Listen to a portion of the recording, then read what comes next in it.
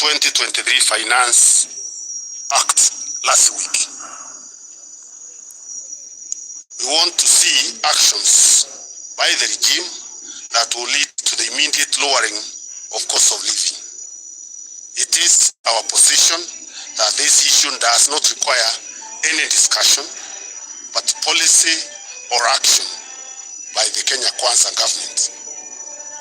But since they won't do it, lowering the cost of living has to be part of the talks. Negotiations must therefore include the repeal of the oppressive, cruel, and insensitive Finance Act 2023. Under Article 43, it is the responsibility of the state to guarantee access to basic needs such as food, education, water, health, etc. 9. Negotiations must include the issue of inclusivity. Kwanza must be made to disown and disavow the illegal, unconstitutional, and divisive efforts to turn Kenya into a private company that hires only those who voted for Kenya Kwanza. We remind Kenya Kwanza that the declaration by Rigathi Gachagua that Kenya is a private company, which has never been disowned by Mr. William Ruto, isolates, marginalizes, and treats several communities and regions in Kenya as second-class citizens. It has revived the question of a credible solution of the right to self-determination. 10. Audit of 2022 elections and the bipartisan reconstitution of IEBC and respect for the autonomy and independence of political parties must be part of the talks. 11. In light of what has transpired these past days, we will bring to the table the issue of accountability and responsibility for the brutality and abuse of human rights of protesters. 12. It is our position that no party to these negotiations can and should determine for the other party what to raise and what not to raise. We will respect Kenya Kwanza's right to bring all its issues to the table, and they must also respect ours. Number 13. Likewise, we expect Kenya Kwanza to have no objections to our priorities. 14. Until we agree that each party has the freedom and right to bring its issues to the table, and as we continue to pursue discussion, we shall continue with our engagements with the people. That right is in our constitution. There's no basis for any discussion. We will continue exercising our constitutional rights of association, of expression, of assembly. We are not going to negotiate that with anyone. In the meantime, number 15, we appeal to the Kenyans to continue extending support to families of the victims of police brutality. The response has been encouraging. 16. In addition to the account number previously given, people can channel contributions through paybill number 880100, account number 4488460011 for Kenya shillings, and 4488460027 for US dollars. Account name, Citizens Emergency Fund. Thank you very much.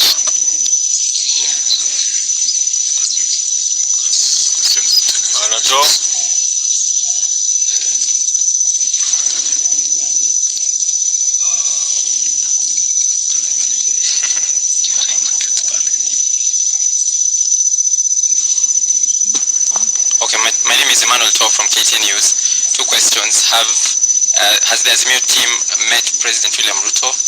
Because he has hinted on that. And number two, have you come up with the membership of the 5 members of the 10-member team that is supposed to lead the discussions? And lastly, what happens to the bipartisan team of the 14 members now that we have another team in place? Yes, it's apparent from our statement that indeed there was a meeting chaired by His Excellency Honorable Obasanjo, and Baba accepted to appear in that meeting because of his respect for His Excellency Honorable Obasanjo.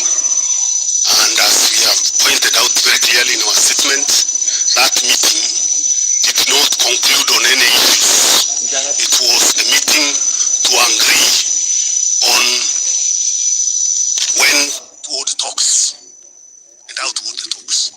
So there were no issues canvassed there and agreed.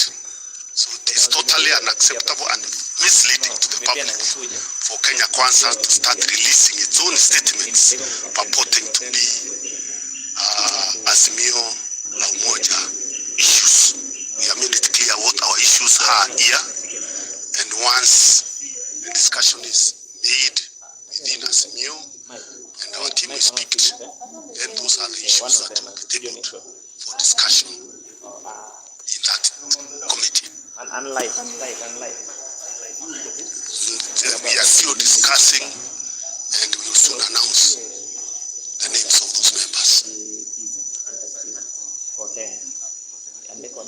Well, remember we already announced that we had disbanded that team, not because we were not ready for the talks, but because there was no good faith from the other side. So we moved to another level. These things are always developing and evolving as the situation also evolves. Hi, I'm Sydney Chazima from NTV. I've looked at the list from Kenya Kwanza, and it appears they are reading from President William Ruto's memorandum that was sent to Moses Wetangula. There's something they're talking about creating the office of the leader of opposition. So, in terms of oversight, how strong is this oversight office when it's getting the money from the executive? We have made it very clear those are their issues. Those are their issues. So you can ask them what they want to do with those issues. We have raised ours today. Their issues are their issues. Thank you very much. Peter Munya, one final question, Honorable. This is Abdikadir from Citizen. You have disowned the Kenya Kwanza statement, which largely outlines what they want addressed in the talks.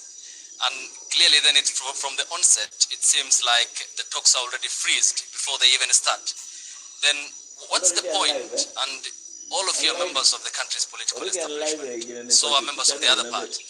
Then what's the point of even hinting at talks when you clearly have well-documented differences and there are Kenyans who are looking at you with bated breath over where the country is, failure by state officials to address what their problems are, and you, the politician?